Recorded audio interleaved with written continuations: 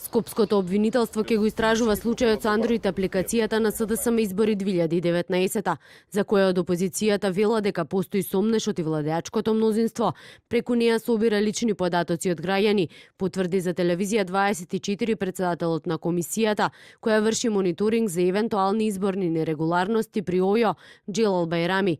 Бајрами посочува дадена е наредба за прибирање на докази и се работи на расчистување на случајот.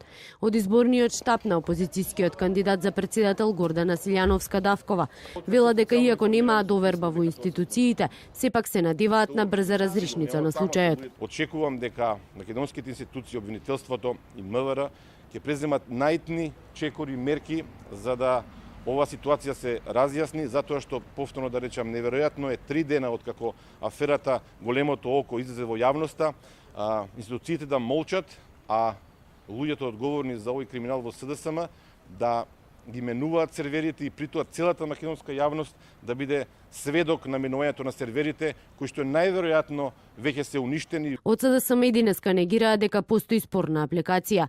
Вела дека водат современа кампања за овие избори по моделот на сестринските партии од Шведска.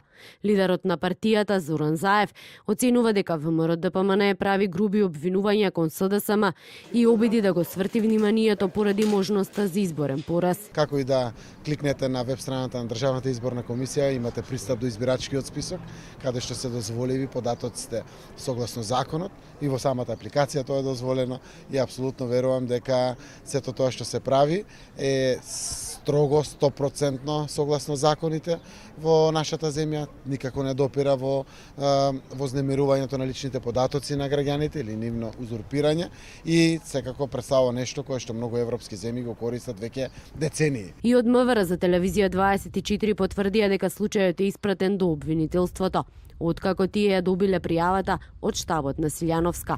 Тимот на Силјановска пред неколку дена го обелодени случајот за Android апликацијата избори 2019.